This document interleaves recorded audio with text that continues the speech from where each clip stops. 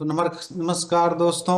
आज हम बिहार में हो रहे अलग अलग एग्जाम में जो पेपर आउट हो रहे हैं उस पे डिस्कशन के लिए सत्यम जी को इनवाइट किया है, जो काफ़ी जाने माने अपने आप में मतलब मामलों के एक्सपर्ट हैं, जिनको सब्जेक्ट पे काफ़ी नॉलेज होता है। और जो भी अभी चल रहा है, चाहे वो सोशल हो चाहे वो इकोनॉमिक हो, हर टॉपिक्स पे इनको थोड़ा सा इनके व्यूज जो है डिफरेंट होते हैं जो आजकल के लोग हैं उनसे। तो स्वागत है सत्यम जी। या धन्यवाद। आपका बहुत बहुत धन्यवाद जी। बताएं कि आपको क्या लगता है कि बिहार में ये जो दिन व दिन और ऐसा कोई एग्जाम नहीं है जिसमें पेपर आउट नहीं होता है। अभी अगर देखा जाए तो बिहार पुलिस का जो नॉर्मल जो कांस्टेबल की भर्ती है उसमें, उसके बाद अभी एक नर्सिंग की पोस्ट थी, CHO। जी। उसमें तो कहा गया कि मतलब पूरे तरीके से सेंटर्स मैनेज थे। और इवन वो सेंटर्स मैनेज पकड़े गए जो ब्लैक लिस्ट हुए थे सिपाही भर्ती के टाइम पे। वही सारे सेंटर थे जिनका नाम आया था और उन सेंटर पे जांच बैठी हुई थी, फिर भी उसी सेंटर पे एग्जाम के लिए फिर से शेड्यूल किया गया। तो ठीक है। आपको क्या लगता है कि इस पे किस तरीके से सिंडिकेट चल रहा है या क्या चल रहा है बिहार में? देखिए धनराज जी, एक्चुअली यहाँ पे प्रॉब्लम जो है वो मल्टीफोल्ड है। मतलब पहला तो प्रॉब्लम ये है कि जो ये कल्चर है जो चीटिंग वगैरह का, वो बिहार में नया नहीं है। आज से मैं करीब 20-30 साल पहले जब मेरे मम्मी ने एग्जाम दिया था, जब वो लोग अपने लाइफ में ट्वेल्थ और ये सब का एग्जाम दे रहे थे, 10th 12th का, तो वो उस टाइम शासन थी लालू यादव जी की। तो उस टाइम जो कल्चर स्टार्ट हुआ उस चीज का कि आप चीटिंग का कल्चर स्टार्ट हुआ, एकदम ग्रेस मार्क्स देने का कल्चर स्टार्ट हुआ। तो एक्चुअली वो जो कल्चर स्टार्ट हुआ वो ही कल्चर अभी कंटिन्यू कर रहा है। दिक्कत ये है, हम कभी उससे उबर नहीं पाए। जब स्टार्टिंग उस तरह से हुआ कि हाँ मतलब आपको इस तरह का एनवायरनमेंट दिया गया कि हाँ आप आराम से चीटिंग कर सकते हैं, आराम से जो मन है वो कर सकते हैं, आराम से पेपर नोट्स लेके जा रहे हैं अपने क्लास के अंदर, तो ये लेके जा रहे हैं। तो वो एक कल्चरल इशू है कि हम लोग स्टार्टिंग ही जिस तरह से हुआ उसको हम लोग कभी रोक नहीं पाए। और इसके अंदर और भी पहलू हैं, जैसे कि इसमें पॉलिटिकल रीजंस भी होते हैं कि जहाँ पे शासन सरकार के जो लोग होते हैं वही इन्वॉल्व होते हैं। जहाँ पे आपने कई बार सुना होगा, जैसे मैं हाल में पढ़ रहा था कहीं पे कि कोई एग्जाम का जिस तह पे जाया जा रहा था उसकी जांच की जा रही थी। पता चला कि जो प्रिसाइडिंग ऑफिसर होते हैं जो कि कंडक्ट करवाते हैं एग्जाम, वही खुद इन्वॉल्व होते थे उस एग्जाम के अंदर। मैं इसको जनरलाइज नहीं करना चाहूंगा, हो सकता है बहुत और भी चीजें इसके अंदर हो सकती हैं, लेकिन मेन मेन चीज है कि वो जो ऑफिसर्स होते हैं वही डायरेक्टली इन्वॉल्व होते हैं। जो सेंटर्स हैं, जो पूरा सरकार के प्रशासन तंत्र जो इस चीज को देख रहे हैं, उसी के अंदर से चीजें मैनेज होती हैं पूरे अच्छे तरीके से। और जैसे तीसरा यहाँ पे रोल आता है कोचिंग कोचिंग लोगों का।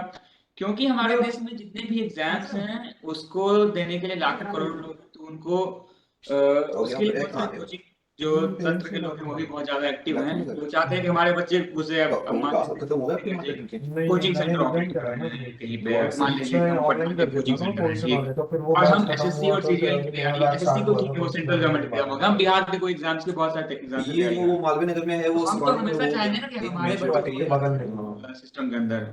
तो यहाँ पे तीनों तरफ से हमारा चल सही रहा है, एक सिखा रहे हैं। कल्चरल इशू है, एक प्रशासन की फेलियर है, कितना पढ़ और गया यहाँ पे था? तीसरा फेलियर आता है कोचिंग ऑफिसर्स का, जो कि एक वन टाइम अ, पे ऐसा था क्या? चाहते हैं कि हम उनके बच्चे ज्यादा सिलेक्ट हों, और इस कारण से मैंने वो शुरू इस शुरू में ना तरह के क्लास तत्व और को अपना बढ़ावा दे बात रहे किया हैं। था साउथ में। अच्छा सत्यम जी, ये बताइए कि जैसे इंडिया में सबसे अगर सबसे ज्यादा बड़ा और इम्पोर्टेंट एग्जाम माना जाता है UPSC, उसी तरीके से BPSC भी माना जाता है हमारे यहाँ, है ना? बिहार के लिए तो BPSC सबसे टॉप लेवल का एग्जाम है।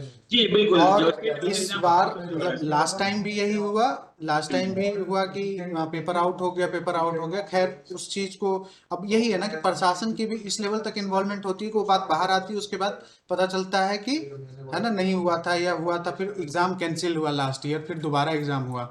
उसके बाद इस बार फिर से जो है वही चीज सामने आया, BPSC का एग्जाम जो था उसमें एक सेंटर पे जिसपे 10,000 स्टूडेंट थे, उस सेंटर की वीडियो बाहर आई जिसमें कह रहे थे कि नॉर्मली जैसे 10th 12th में जैसे चीटिंग होती है कि कोई भी किसी की बेंच पे जाकर के लिख रहा है ना, जी जी नॉर्मली, और पूरा ABCD मिला रहा है कि भाई ये इसका आंसर ये है, इसका आंसर ये है, और पूरा इस तरीके से खुल्लम खुल्ला।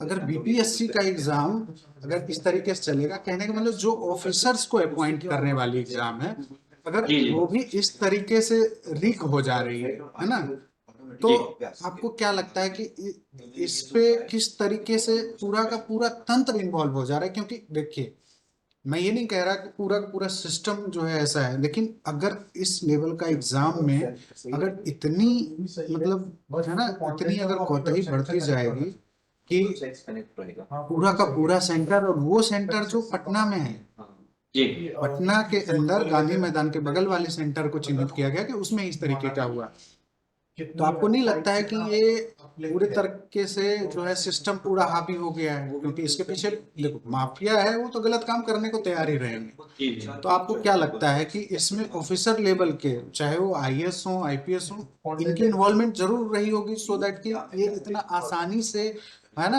लोगों के बीच में भी गया? क्योंकि वीडियो अगर बाहर आया तो कोई तो होगा जो फोन लेकर के अंदर था, है ना, जी बिल्कुल है ना।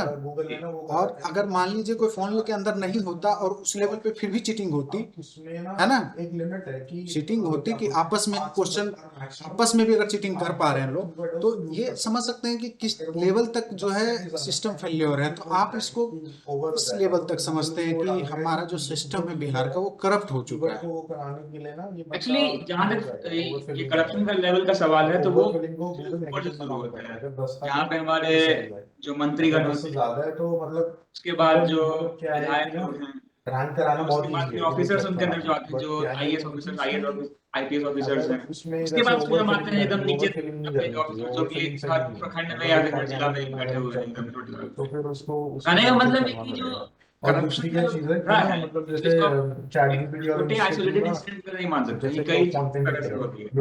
जैसे कि एग्जाम के सेंस में लिया जाए तो मान लेते हैं कि बहुत सारे कोचिंग माफियाज होते हैं या फिर बहुत सारे ऐसे भी लोग होते हैं जो जिनका काम ही यही है कि इस चीज को पूरा वो जो उनका फुल टाइम काम है कि कैसे वो करप्शन, कैसे वो एग्जाम वगैरह में चीटिंग लोगों को करवा सके। और चूंकि बहुत सारे लोग बैठे हुए हैं ऐसे जो कि सिस्टम में घुसना चाहते हैं, बहुत सारे स्टूडेंट ऐसे, अगर आपके पास मान लीजिए कि सपोज करते हैं कितना, मैं अगर एक अच्छा गेस वर्क करूं तो आपके पास कितने 500 लोग हो सकते हैं या फिर 1000 लोग जो होंगे, वो 1000 लोगों के लिए पोस्ट होती होगी मेरे हिसाब से, 1000 2000 ज्यादा तो नहीं होनी चाहिए मेरे हिसाब से पोस्ट, जो एक जनरल हर साल पोस्ट निकलती है वो 1000 2000 लोगों की होगी मेरे हिसाब से BPSC का जो मेन वाला जो एग्जाम है उसके लिए। और जहां पे आपके पास उसके एटलीस्ट 100 गुना लोग बैठे हुए हैं ये करने के लिए, और जहां पे करप्शन ऑलरेडी पहले से बना हुआ है, तो वहां पे तो इस तरह के एजेंट्स ऑलरेडी सिस्टम में अपने आप आएंगे ना, कि जो चाहेंगे कि जो अमीर लोग हैं जिनके पास बहुत पैसा है उनका फायदा उठाया जाए और उनको कैसे सिस्टम के अंदर घुसाया जाए, कैसे लूप होल निकाले जाए। क्योंकि जो अमीर लोग होते हैं वो हमेशा चाहेंगे कि कैसे शॉर्टकट निकाले हमारे पास, क्या वो नहीं चाहते कि उनके बच्चे लगातार 4 साल 5 साल बैठ कर तैयारी करते रहे, उनके पास पैसा है, वो चाहते हैं कि कोई इस तरह का शॉर्टकट निकले कि वो सीधे सिस्टम के अंदर घुस जाए। और जहां पे ऑलरेडी करप्शन का पहले से एनवायरनमेंट बना हुआ है, तो वहां पे ये कोई बहुत ज्यादा सरप्राइजिंग एलिमेंट नहीं है कि ये इस तरह का चीज हो रहा है। और मैं तो ये कहूंगा कि हाँ, बिहार में ये चीजें हो रही हैं, बट हमारे देश के और राज्यों में भी ये चीजें खुलेआम होती हैं। योगी जी के शासन से पहले मुझे याद है कि यूपी में भी काफी सरेआम ये सब चीजें होती थी। फिर से जहां तक याद है मुझे कि उस टाइम में शायद स्कूल में था, तो व्यापम घोटाला शायद सुना होगा आपने, जो वहां पे हुआ था, मध्य प्रदेश के अंदर हुआ था, भाजपा की सरकार थी उस टाइम में। तो ये ऐसा नहीं है कि ये सिर्फ बिहार के प्रॉब्लम है। जहां तक एक्चुअली और एग्जाम को छोड़ दीजिए आप, अभी हाल में एक पूजा करके IAS ऑफिसर थी वहां की, महाराष्ट्र कैडर की, जिनका आया था इशू कैसे वो तो UPSC का था ना, वो तो, लेकिन हाँ तो मैं लेकिन उसमें सिस्टम फेल्योर उस लेवल तक नहीं था, क्योंकि UPSC ने इन्वेस्टिगेट किया हुआ था, फिर बीच में उसको जो है जब रिजेक्शन के बाद फिर किसी ने उसको, मतलब कहीं ना कहीं एक ऑफिसर लेवल पे हुआ, बट ये तो पूरा सिस्टम लेवल पे है ना। जैसे UPSC का 2 3 जिसका भी एग्जांपल दिया गया, उसमें UPSC ने प्रॉपरली उस चीज को वो करा कि है ना कि ये नहीं है, एलिजिबल नहीं है। एम्स में उसका टेस्टिंग के लिए UPSC ने भेजा बार बार कि हम एम्स का ही मानेंगे, बट पीछे से बैकग्राउंड में किसी एक दो ऑफिसर की मिलीभगत से कुछ वो लोग इन्वॉल्व थे जी, बिल्कुल इन आप सही हो कह रहे गई, हैं। पूरा बट प्रशासन के अंदर involved है। ओवरऑल सिस्टम का कहीं पे वो दोष नहीं था। बट है ना, एक एग्जाम ही इस तरीके से मैनेज हो जाना, है ना। और चलो, है ना, सेंट्रल लेवल पे भी कह सकते हैं कि चलो ये चीजें धीरे धीरे बढ़ते जा रही है। अब जैसे नीट का एग्जाम था, आप ये चीज सोचो कि पहले का एक बार एक पेपर आउट हुआ था आईआईटी का 95 में, या ऐसा कुछ बड़ा चर्चा होता है उसका, कि उस टाइम पे पेपर सेट शायद कानपुर करी थी, मैं कंफर्म नहीं हूँ, किसी एक ने करा था। हर साल तो चेंज होता है ना कि आईआईटी अपना पेपर अलग अलग आईआईटी बनाती है। हाँ, वो रोटेट कर दे तो रहे उस टाइम पे ये हल्ला हुआ कि पेपर आउट हुई है, एग्जाम 9 बजे से था, 8 बजे ये हुआ कि पेपर आउट हुआ है ना। 8:30 बजते बजते मतलब पूरा का पूरा जो है पेपर ही कैंसिल कर दिया तुरंत, है ना। मतलब और तुरंत डेट भी अनाउंस करा। तो आईआईटी का आज तक नहीं हुआ कभी भी। आईआईटी का सुने हैं कभी कि एग्जाम हो रहा है, कि वो हो जा रहा है, क्यों? जबकि उसमें भी अच्छे खासे स्टूडेंट होते हैं, पार्टिसिपेट करते हैं ना। जी। बट और जितना भी, जैसे नीट का हुआ था लास्ट ईयर, नीट का बड़ा हंगामा हुआ। नीट के टाइम पे सारा का सारा जो कनेक्शन है वो बिहार में ही क्यों देखने को मिला। और ऐसे सीएचओ वाला जो मैं बात बता रहा हूँ, सीएचओ का एक फॉर्म मेरी बहन भी भरी थी। तो ये पूरा का पूरा माहौल बना हुआ था कि जो है पैसे दे करके और सेंटर मैनेज हो रहा है। मैं ये ऑन रिकॉर्ड बोल रहा हूँ कि ये चीज आई थी। मेरी बहन ने कहा कि भैया, मेरी बहन डर गई, है ना, डर गई। इस तरीके का माहौल बना कि डर गई कि भाई ऐसा हो रहा है, और है ना, इतना रुपया है और हो जाएगा। तो मैंने, और लास्ट ईयर क्या था कि लास्ट ईयर सिर्फ मेरिट लिस्ट पे हो गया था, कोई एग्जाम नहीं हुआ था इसका। इस बार इन्होंने एग्जाम करा, तो मुझे लगा कि कहीं ना कहीं ये इसी लिए तो नहीं एग्जाम कर रहे हैं, इसलिए तो एग्जाम नहीं कर रहे हैं कि उनको पैसे वो करने हैं। तो कहीं ना कहीं वो एक मिली भगत कह सकते हैं। लेकिन हमने उसको बोला कि नहीं, देखो, अगर नॉर्मली अगर कर पाओगे तो करो, है ना, पैसे दे के नहीं करना है। नहीं हुई नौकरी तो कोई बात नहीं। और कॉन्ट्रेक्चुअल है जॉब, ऐसा भी नहीं है कि कोई आपका जो है परमानेंट गवर्नमेंट जॉब है, ऐसा भी नहीं है। कॉन्ट्रेक्चुअल में और आप इतना पैसा लगा रहे हो, है ना, उसके बाद फिर जॉब ले रहे हो। तो मेरे हिसाब से आपको ये नहीं लगता है कि जो पेरेंट्स हैं बच्चों के, उनको ज़्यादा सेंसिटिव होना चाहिए कि जॉब ईमानदारी से ले, नहीं ले तो कोई बात नहीं, बिजनेस करके दे देंगे या कुछ करके दे देंगे, सरकारी नौकरी के लिए ही इतना क्यों मारा मारी है? आपने बहुत अच्छा सवाल उठाया धनराज जी। एक्चुअली इस चीज को समझने के लिए हमें बिहार की सोशियो इकोनॉमिक जो सिचुएशन है उसके ऊपर ध्यान देना होगा। मैं हाल ही में एक रिपोर्ट देख रहा था कि जो हमारे देश के जो विकसित और विकास, विकसित तो नहीं हमारे कोई भी स्टेट है, सब विकासशील ही राज्य भी विकासशील ही है। तो उनके पर कैपिटा जीडीपी या फिर जो पर कैपिटा इनकम है उसके बारे में बात हो रहा था। तो मैंने, मुझे बिहार का देखने का, मतलब क्योंकि मैं बिहार से हूँ तो मुझे इच्छा किया कि चलो बिहार का देखने की बिहार में किस तरह की जो इनकम डिस्ट्रीब्यूशन है वो लोग है। तो मैंने पाया ये चीज, पाया कि बिहार के अंदर जो पर कैपिटा इनकम है वो हमारे दूसरे राज्यों, जैसे कि महाराष्ट्र हो गया, कर्नाटका हो गया, आंध्र प्रदेश हो गया, इन सब राज्यों की तुलना में बहुत ही ज्यादा कम है। तो वो डिफरेंस इतना ज्यादा है कि जो सोशियो इकोनॉमिक इनइक्वालिटी है सिस्टम के अंदर वो बहुत ज्यादा है। तो अगर मान के चलिए कि हमारे अंदर, हमारे सिस्टम के अंदर धनराज जी, मान के चलिए कि हमारे अंदर 100 लोग हैं, हम सिस्टम में 100 लोगों की पॉपुलेशन को एक साइज मान रहे हैं, बेसिक साइज को समझने के लिए। अब मान के चलिए कि 100 लोगों में मान के चलिए कि 90 से 95 लोग जो है वो बहुत ही गरीब दर्जे के लोग हैं या फिर किसी भी तरह सर्वाइव कर रहे हैं, और 5 लोग ऐसे हैं जो किसी तरह से घुस गए हैं उस तंत्र में, और वो ऐसे मान के चलिए कि वो जो रोल मॉडल बन गए हैं पूरी सोसाइटी का, कि हाँ, कि ये आदमी सरकार में है या फिर सरकारी कोई भी तरह के एग्जाम का पार्ट है। तो होता क्या है इस तरह के सिस्टम में कि जो बाकी 90-95 लोग हैं, उनका भी एस्पिरेशन क्या होता है कि हम किसी भी तरह वहां पहुंच पाए। अब क्योंकि ये चीज बहुत सालों से हो रही है, तो उनके मन के अंदर ये घर कर गया है ये बात कि चाहे कुछ भी करना पड़े, कुछ भी करना पड़े तो हम करेंगे और हम सिस्टम के अंदर घुसेंगे। तो ये मेन जो करप्शन का रीजन होता है वो सोशियो इकोनॉमिक इनइक्वालिटी होती है। चूंकि बिहार में सोशियो इकोनॉमिक इनइक्वालिटी भी ज्यादा है और बिहार के अंदर एजुकेशन का जो स्तर है वो भी कम है, तो इन दोनों कारणों की वजह से ही जो हमारा जो जो एजुकेशन में करप्शन है वो बिहार में बहुत ज्यादा है, और एग्जाम के अंदर भी करप्शन बहुत ज्यादा है बिहार में। और एक और रीजन इसके अंदर ये भी है कि बिहार के अंदर जो प्राइवेट नौकरियां होती हैं उनको हम लोग बहुत ज्यादा वैल्यू नहीं देते हैं। इस सेंस में वैल्यू में भी सही वर्ड नहीं होगा कहना, उनको समाज उतनी ज्यादा एक्सेप्टेंस नहीं देती है, मतलब acceptance नहीं स्वीकार देती नहीं करती है हाँ। कि कोई इंसान मतलब एमएनसी में या प्राइवेट जॉब करके, है ना, अच्छा खासा पैसा बना सकता है जी ना। एग्जैक्टली, बहुत बहुत अच्छा लाइक कर सकते हैं जी। लाइक मैं पिछले साल की बात बताता हूँ। एक टीचर, रिटायर्ड टीचर हैं, पापा के बहुत अच्छे दोस्त हैं। तो क्या हुआ कि हम जब भी घर जाते थे तो एक्चुअली जब पापा थे तो सारे दोस्त आकर के वहाँ पे बैठते थे, ठीक है।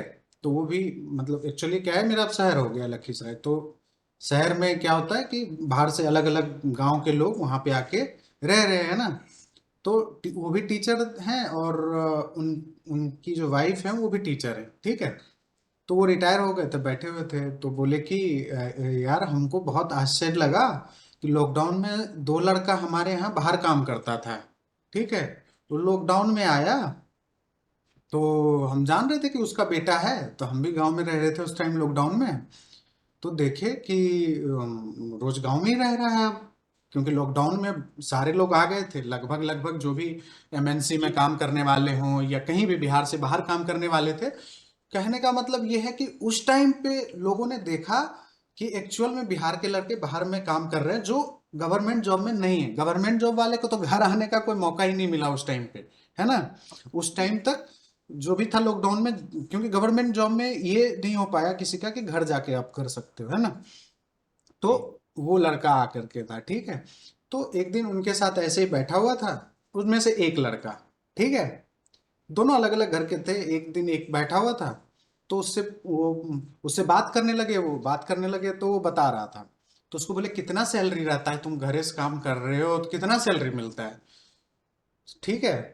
उस लड़के ने बोला चाचा कट कटा के हाथ में टैक्स वगैरह कटने के बाद मान के चलो 2,40,000 पर मंथ आ जाता है ना, टैक्स वगैरह देने के बाद। तो बोले कि मैं तो आश्चर्य में आ गया कि भाई इतना सैलरी जो है कैसे कमा रहा है, और हम घर में रह के, ठीक है। और कोई एमएनसी में था, वो कोई बड़ी एमएनसी में रहा होगा बहुत बड़ी लड़का। टीम होगा भाई, बिल्कुल उसके जी। बाद फिर वो जो है, वो जब बोले कि है इतना नहीं हो सकता है, हमें विश्वास नहीं हो रहा है, ठीक है। तो वो पता है क्या बोला, बोला कि उसका जो बेटा है, दूसरे लड़के के बारे में वो बताया, बोला कि उसका 4.5 लाख रुपया का मतलब जो है मंथली है, समझे। तो बोले कि जी हमको तो सीधा सदमा लग गया कि भाई कैसे इतना, हम तो सरकारी सरकारी नौकरी के लिए सबको, अपने बेटा को भी, इसको भी, दामाद भी किए सरकारी नौकरी वाला किए, लेकिन कभी हम सोचे नहीं कि साल मतलब जो प्राइवेट जॉब वाले हैं इतना कमा सकते हैं। तो ये भी एक स्ट्रक्चर है जो लोगों को नहीं पता था कि एमएनसी में और अगर देखा जाए तो ये समझना बहुत जरूरी है पेरेंट्स को कि आप ना, मेरे हिसाब से हमारे यहाँ क्या हो रहा है कि जो मेन जो अर्निंग वाला एज होता है ना लड़के का, है ना, मेरे हिसाब से 22 साल से लेकर 35 साल होता है, ठीक है। सही बात। 5 साल एक्स्ट्रा जोड़ लो 40, है ना। लेकिन वो जो 40 वाला, 35 से 40 वाला जो एज होता है, उस टाइम पे वो बच्चे की स्कूलिंग, बच्चे का केयर, है ना, बहुत ही हाईली सेंसिटिव होके करना होता है। तो उस टाइम पे मेरे हिसाब से पैसा नहीं बचता है किसी का, ठीक है। सही बात लेकिन है। जो कमाने का टाइम है ना, वो उसके पहले है, ठीक। लोग सही। यही वाला टाइम जो है हमारे बिहार के लोग कहाँ लगा रहे हैं, पटना में रगड़ रहे हैं, है ना। सबको तो जॉब नहीं लगना है, चाहे नहीं लगना है कुछ बिल्कुल। भी कर लो, सबको जॉब नहीं लगना है, ठीक। तो इस चीज को क्यों नहीं मान पा रहे हैं लोग, इसके पीछे मुझे लगता है कि पेरेंट्स भी उतने ही रिस्पॉन्सिबल हैं कि इस चीज को एक्नॉलेज नहीं कर पा रहे हैं और बदलते हुए चेंज को समझ नहीं पा रहे हैं, है ना।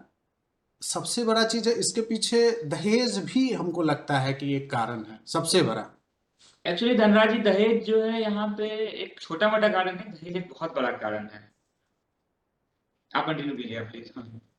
हाँ, तो मैं यही कह रहा हूँ कि और इस तरीके से पूरा का पूरा तंत्र इन्वॉल्व हो जाना, और चूंकि पैसा जो है ना, मानते हैं हर चीज में करप्शन है, अलग अलग लेवल तक करप्शन है, लेकिन ये नहीं रिस्पॉन्सिबिलिटी बनती है कि किसी पेरेंट को इतना सेंसिटिव होना चाहिए कि ईमानदारी से हमारा बच्चा जो है जॉब ले और ईमानदारी से ही कमाए, है ना। देखिए, कहीं ना कहीं अगर अगर ये बात बाहर आ रही है कि पेपर लीक हो रहा है, तो कुछ तो पेरेंट ऐसे हुए होंगे जो जिनको लगता होगा कि ये गलत हो रहा है, तो वो बात को आगे लाए, है ना। तो इस तरीके से आपको नहीं लगता है कि बिहार को अगर बदलना है, सच में बदलना है, तो हर पेरेंट को ये जिम्मेदारी लेना चाहिए कि कुछ भी हो जाए, चाहे तू दुकान चला लेना, है ना, लेकिन बेईमानी से सरकारी नौकरी में मत जाओ। अच्छा, एक और चीज है मेरे लिए जी कि जो फैसिलिटी 2004 के बाद की बात मैं कर रहा हूँ, जो फैसिलिटी एक एमएनसी दे रही है, वो फैसिलिटी मेरे हिसाब से एक सरकारी नौकरी में नहीं है, जॉब सिक्योरिटी को छोड़ के, ठीक है जॉब सिक्योरिटी बहुत बड़ा फैक्टर है सरकारी है ना, नौकरी में। और यस है ना। जी और वो भी मुझे लग रहा है कुछ साल में खत्म हो जाएगा, वहां पे यस भी कुछ सालों में खत्म हो जाएगा, जब सरकार की ये, अब जैसे वॉलेंट्री रिटायरमेंट जैसे बीएसएनएल ने ड्राइव चलाई, क्यों चलाई, क्यों चलाए, क्योंकि उसके जी एम्प्लॉय इतना इनकेपेबल लग रहे थे उसको, तभी तो बोला कि भाई आप रिटायरमेंट ले लो, कुछ पैसे ले लो लेकिन रिटायरमेंट ले लो, है ना। सही तो बात है। सरकार आगे जा करके ये काम तो कर सकती है, कर सकती है ना। तो जी लोगों के बिल्कुल। मन में ये क्यों नहीं आना चाहिए, और खास करके उस बिहार के लोगों में, कि कम से कम इतना तो हो कि मेरा बेटा ईमानदारी से ले कोई नौकरी। जब तक ये हर किसी के मन में ये चीज नहीं आएगा, तब तक मुझे नहीं लगता है कि ये चीज रुक भी पाएगा, क्योंकि है ना, जब तक आप पैसा देने को तैयार नहीं हो रहे हैं, तब तक कोई पैसा ले करके क्वेश्चन आउट करने का तो सोचेगा ही नहीं, जी एग्जैक्टली। है ना। ये बाय डायरेक्शनल है, दोनों रिस्पॉन्सिबल हैं, है ना। क्योंकि प्रिसाइजली। आपका बच्चा अगर चीटिंग से एग्जाम में बैठ रहा है, तो कल को उसका भविष्य भी खतरे में आप डाल रहे हो, बट रिस्क ले रहे हो क्योंकि सिस्टम मैनेज है और ये सब सोच रहे हो, है ना। लेकिन कल को ये चीज नहीं सोचते हैं कि अगर वो बच्चा गलत तरीके से जॉब ले लिया है, तो क्या उसका भविष्य उसी तरीके से बढ़िया हो जाएगा। सही बात कर्मा है तो कोई एक्चुअली। चीज होता है ना, कर्मा तो होता है ना, भगवान के सामने आप झुकने जाते हो, चलो जो भी भगवान को मानते हो नहीं मानते हो, लेकिन जब झुकने जाते हैं, अगर जो भी जाते हैं, तो कम से कम उनको इतना तो होना चाहिए कि भाई, है ना, गलत नहीं करें। तो गलत तो ये भी है ना, कोई लड़का मेहनत करके पढ़ रहा है, और जब वो एग्जाम देने जा रहा है और नहीं कर पा रहा है क्योंकि एग्जाम लीक हो गया, तो जो इंसान इस चीज को होने दे रहा है, चाहे वो कोई भी हो, देखो भाई, हर कोई चाह रहा है कि मेरा बेटा एग्जाम पास हो जाए, नौकरी लग जाए, लेकिन जो गलत तरीके से पैसा दे करके, और वो पैसा कहाँ से उगाहने का सोचता है, ये भी पता है आपको ना, शादी में जो वो दहेज अल्टीमेटली मिलेगा ना। धनराज जी, वो एक अल्टीमेटली साइकिल बनता है। जैसे कि अगर मान के चले कि हम सिस्टम में 40 लाख देके घुस रहे हैं, मैं मान के चल रहा हूँ 40 लाख नहीं, 4 लाख भी हो सकता है, 20 लाख भी हो सकता है, 10 लाख भी। आई एम नॉट श्योर कि वो रियल फिगर्स क्या है। अगर हम सिस्टम में 40 लाख लेके घुस रहे हैं, तो मेरा तो इच्छा होगा ही ना कि मैं सिस्टम में एटलीस्ट 5 गुना 10 गुना सिस्टम से बाहर लेके आऊं। तो यही एग्जैक्टली चल रहा है। करप्शन, पहले एक करप्ट आदमी सिस्टम के अंदर घुसा, क्योंकि उसने बहुत ज्यादा पैसा खर्च किए हुए हैं, तो वो चाहता है कि वो पैसा बाहर दूसरे से लूटना शुरू करता है। अब वो लूट दूसरों से लूटना शुरू करता है, तो जो बाकी बाहर के लोग हैं उनको लगता है कि अरे ये तो बहुत ज्यादा पैसा लूट रहा है, इसका मतलब इस जगह पे बहुत ज्यादा ही इनकम है इसके पास। तो फिर बाकी जो लोग हैं उनको भी मन करता है कि अरे ठीक है, इस तरह का सिस्टम अगर यहाँ इतना कमा रहा है तो क्यों नहीं इसी तरफ जाए। जो होल सिस्टम है धनराज जी, वो एक साइक्लिकल सिस्टम है कि मतलब ऐसा उसमें एक एलिमेंट नहीं है कि मतलब हाँ एक एलिमेंट को आइसोलेट कर लेगा कि हाँ भाई तू रिस्पॉन्सिबल है। जो आप, जैसे आपने पहले भी बताया था कि यहाँ पे सारे स्टेक होल्डर्स जो हैं, बहुत सारे स्टेक होल्डर्स मिलकर पूरा सिस्टम बना हुआ है, और सारे तरफ से थोड़ी थोड़ी दिक्कत है। हमारे तरफ से दिक्कत है जो सोसाइटी, कि हमने गवर्नमेंट जॉब को बहुत ही ऊपर डिस्ट्रिक्ट कौन से देखते हैं, उसे हमें बहुत ऊपर नजर से देखते हैं, नहीं क्योंकि लगता हम है उसे कि ऊपर। इनसे बाहर निकलना चाहिए, क्योंकि जो एमिनिटीज है, एमिनिटीज के मामले में देख लो, तो जो भी अगर एक एमएनसी में काम करने वाला लड़का है, उसको जितनी फैसिलिटी मिलती है, मेरे हिसाब से नहीं लगता कि सरकारी नौकरी में उसको ज्यादा मिलती होगी एक एमएनसी के। एमएनसी में इंश्योरेंस है, जॉब जॉब सिक्योरिटी भी लगभग लगभग रहती है, अगर आपका लड़का अच्छा टैलेंटेड है तो जॉब सिक्योरिटी भी है। बिल्कुल। सपोज अगर एक जगह गई तो दूसरी जगह लग भी तो जाती है अच्छे पैकेज पे, हाँ, जो है अच्छे ना। लोग हैं वो कभी सिस्टम से बाहर नहीं तो रहते हैं, वो तो हमेशा मेरे ऊपर हिसाब रहते से इंश्योरेंस है ही, है ना, इलाज का जो खर्चा गवर्नमेंट में मिल रहा है वो इसमें भी मिल रहा है, है ना? जी पेंशन नहीं है सरकारी में, इसमें भी नहीं है। आर्मी छोड़ के तो पेंशन किसी में नहीं है। पीएफ उसमें भी कट रहा है, इसमें पीएफ कट रहा है। जी दोनों जगह पे सेम ही सिचुएशन है ना, आपका पीएफ डिडक्ट हो रहा है, उधर भी पीएफ डिडक्ट हो रहा है, पेंशन आपको उससे मिलेगी, तो इसमें भी वही सीन है। फिर भी लोग ये चीज क्यों नहीं सोच रहे हैं? और देखो, ये मुझे लगता है कि एग्जाम में जो चीटिंग हो रहा है, इसको अगर रोक सकता है कोई तो वो पेरेंट्स हैं। आपको क्या लगता है? एक्चुअली पेरेंट्स भी सोसाइटी के पार्ट हैं, तो अगर मेन चीज ये है कि as a society level parents तो एक पार्ट है सोसाइटी का, राइट? जहाँ पे और भी लोग हैं समाज में, ये बड़े बुजुर्ग ये वो, सोसाइटी में जब तक जो सोसाइटी इंडिविजुअल्स हैं, ऑब्वियसली सोसाइटी इंडिविजुअल्स होकर बना हुआ है, तो ऑब्वियसली पेरेंट्स भी उसके पार्ट हैं। जब तक ये चीज उनके मन में घर नहीं करेगा कि हाँ प्राइवेट नौकरी भी सरकारी नौकरी से अच्छी है या फिर उसके बराबर है, तब तक हम कैसे उनको ये बात के लिए कन्विंस कर पाएंगे सोसाइटी को? तो सोसाइटी के अंदर जो ये इशू है ना, कि मतलब वो जो सुप्रीमेसी का इशू है कि हाँ कि हम गवर्नमेंट एम्प्लॉय हैं या फिर हम गवर्नमेंट के अंदर हैं तो हम बहुत बड़े आदमी हो गए या फिर हमारे पास बहुत ज्यादा ही है, उसके पीछे पहला भी है कि सोसाइटी ऐसा ही बहुत दिनों से है। और दूसरा है कि अवेयर, जैसे आपने बताया कि अवेयरनेस का जो इशू है ना, वो मेन मेन पॉइंट यहाँ पे टच कर रहे हैं हम लोग, कि लोग अवेयर नहीं है बिल्कुल कि क्या इंसेंटिव्स हैं प्राइवेट के अंदर। जैसे कि मैं एग्जांपल के लिए, मैं यहाँ पे, मैं अभी फिलहाल हैदराबाद में रह रहा हूँ। यहाँ पे हैदराबाद जैसे कम्प्लीटली अगर आप साउथ इंडिया की भी बात करें तो ऑल दो सरकारी नौकरी लोग चाहते हैं करना, ये है, लेकिन जो यहाँ के देखिए, जो एक मूल एक जो हुआ लोग हैं, कि एक हुआ कि चलो, है ना, कर लेते हैं वाला सीन कर हुआ। लेते हैं, हाँ और वो एक चीज है, हुआ कि हमारे लिए वही है। समझ रहे हो? वही है ये एक है एग्जैक्टली। कि लक्ष्य ही वही बना के चल रहे हैं, और एक है कि काम के लिए कर रहे हैं हम, क्योंकि चूंकि हमें जीना है तो कमाना पड़ेगा कहीं ना कहीं से। तो उसके लिए अब जो जॉब मिल जाए, चाहे गवर्नमेंट मिल जाए, है ना, या प्राइवेट मिल जाए, जो भी मिल जाए, तो कहीं ना कहीं ये चीज सोच नहीं पा रहे हैं लोग, है ना। साउथ वाले लोग ज्यादा सोच पा रहे हैं, ये भी कह सकते हैं। हाँ, इसके पीछे एक एजुकेशन भी बहुत बड़ा कारण है, जहाँ पे मतलब साउथ इंडिया का जो एजुकेशन परसेंटेज है वो हमारे नॉर्दर्न स्टेट से, पर्टिकुलरली हमारे बिहार से ज्यादा है कंपैरिजन में। तो इसकी वजह से क्या होता है कि जो शुरुआत से यहाँ के जो भी बच्चे हैं, उनका मेन एम वही रहता है कि किस तरह से अपने आप को स्टेम फील्ड में घुसाएं, कैसे इंजीनियरिंग करें, कैसे मैनेजमेंट में घुसे। तो उनका हमेशा से एम यही रहता है कि किसी तरह से वो आईटी में या फिर स्टेम और इंजीनियरिंग के हेल्प से अपने आप को प्रोपेल करे करियर को। बट हमारे अगर देखा जाए तो आईटी सेक्टर उठा लो या मैनेजमेंट का कोई भी वो देख लो, बट बिहार के लोग तो सब में हैं। तो एग्जैक्टली। आखिरकार मेरे हिसाब से वो लोग चाह के भी क्यों नहीं बदलना चाह रहे हैं, या फिर जो भी अगर बदल जा रहे हैं, मान लो कि पैसे कमाने लग गए या गवर्नमेंट जॉब ही अच्छे ऑफिसर लेवल की ले ली हर साल, जैसे हम लोग कहते हैं ना कि बिहार के लोग जो है यूपीएससी में सबसे ज़्यादा वो लाते हैं। बट मेरे हिसाब से लगता है कि वो बिहार के लोग नहीं हैं, क्योंकि वो बिहार में करते कहाँ कुछ हैं। वो पैसा बिहार आता है क्या जो वो कमा रहे होते हैं? क्या वो उनका कंट्रीब्यूशन बिहार में होता है क्या किसी मामले में? वो अपना एक घर बनाते हैं और छठ पूजा में बस छठ मनाने के लिए आते हैं। तो उस चीज पे क्लेम करना कि बिहार के लोग, जो भी बिहार के हैं वो टॉपर हैं, और बिहार के लोग जो हैं अच्छे खासे पोस्ट पे जाते हैं, तो मेरे हिसाब से तो लगता है कि नहीं, उनके अंदर तो बिहार के प्रति बस कहने का मतलब है ना, मोहब्बत है कि भाई बिहार के हम हैं बस। लेकिन अगर लेकिन जरूरत पड़ती है तो वो चुप रहते हैं, जी और पैसा जो कमा रहे हैं उसको बिहार में लगाने की नहीं सोचते। 10 रुपया भी क्यों ना हो, उनको घर बनाने के अलावा, उसके अलावा तो मुझे नहीं लगता कंट्रीब्यूट करता है किसी भी वे में। आपको क्या लगता है? कोई घर बनाने, सिर्फ घर बनाने, एक अच्छा सा घर जरूर बनाएंगे, है ना। जी जो बिल्कुल। उनकी बपौती संपत्ति है उस पे एक घर जरूर बनाएंगे, नहीं है तो वो जमीन खरीद के बनाएंगे, लेकिन अच्छा सा घर बनाएंगे।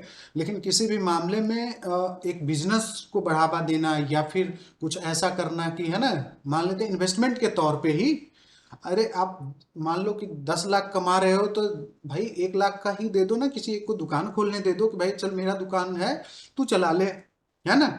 इस तरीके का भी छोटा स्टार्टअप भी जो बिहार का ही हो, मतलब बिहार लेवल पे ही हो, चलो नहीं जाता, एक ठेला दे दो किसी को कि चलो ठेला ही चला लो। जी जी बट उस लेवल पे भी नहीं कर पा रहे हैं, तो हम कैसे इसको क्लेम करें कि बिहार? तो लोगों को ये चीज समझना चाहिए ना भाई, कि इंटेलेक्चुअल तो आपकी निकल रही है यहाँ से, जो इंटेलेक्चुअल वाली जो आपकी जो कम्युनिटी है, वो तो रुक नहीं रही है। तो फिर क्लेम देख- कैसे? इस पे देखिए क्लेम करके बिहार क्या बिहार मिलेगा? के बिहार के प्राइवेट सेक्टर में बहुत सारे लोग हैं। हमारे अनिल अग्रवाल जो वेदांता के जो जो फाउंडर है वो भी बिहार से ही है, और ऐसे बहुत सारे लोग हैं जो बिहार बिहार से निकले हैं, बिहार से निकल के। लेकिन जहां तक हम जो क्या कहते हैं, जो हमारे जो इंटेलेक्चुअल सेक्टर में जब बात होती है बिहार के लोगों को, तो हमेशा आता है कि हाँ किसी ने कोई डीआईजी बन गए सीबीआई के या फिर कोई ये बन गए तो उन्हीं को प्राथमिकता दी जाती है। तो काइंड ऑफ हो क्या रहा है कि हमारे जो प्राइवेट सेक्टर्स में जो लोग निकल रहे हैं उनको विजिबिलिटी नहीं मिल रही है बिहार के अंदर। और विजिबिलिटी इसीलिए भी नहीं मिल रहा है क्योंकि आपको समझना होगा कि जो हमारे जो गरीब राज्य हैं जिस तरह जो हमेशा से जो स्ट्रगल करते आ रहे हैं उनके अंदर पावर स्ट्रक्चर की इशू होती है। मतलब देखा जाए कि जहाँ पे सोशल इकोनॉमिक फैक्टर थोड़े से लेवल प्लेइंग फील्ड होता है वहां पे पावर स्ट्रक्चर बहुत डिफरेंट होता है।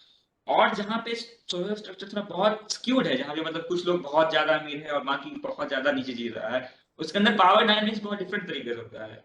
तो उस सेंस में होता क्या है कि जहाँ कोई सरकार तंत्र का आदमी है उसको as a position of power देखा जाता है। तो आप सिर्फ इसको एज ए सैलरी या फिर as a corruption point of view से देखना सही है लेकिन एक पावर के नजर से भी देखना पड़ेगा आपको इसमें। क्योंकि हो क्या रहा है कि अगर मान लीजिए कोई एक वीडियो का लड़का है वीडियो है जो सिस्टम में तो उसको समाज किस नजर से देखता है उसको देखता है कि अरे हाँ उसका बेटा वीडियो बन गया है वो उसका इतना इतना पावर है वो ये कर बट सकता है वो कर बट सकता है। अगर बात करूं तो वीडियो कितने हर साल के 800 निकलते हैं, उसमें से मान ले 100 भी बिहार के या 50 भी बिहार के हो रहे हैं, तो उतने ही ना साल के जा रहे हैं। अगर देखा जाए तो बाकी तो फोर्थ ग्रेड में जा रहे हैं ना।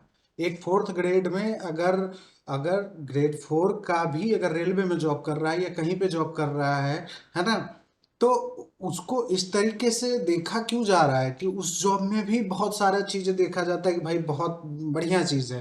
कहने का मतलब अगर उस लड़के की कैपेबिलिटी इतनी है कि वो एक ऑफिसर रैंक की जॉब किसी प्राइवेट जॉब में या एमएनसी में कर सकता है, बट उसको लिमिट कर दिया गया कि तुम फोर्थ ग्रेड की नौकरी करो just by A social pressure ना।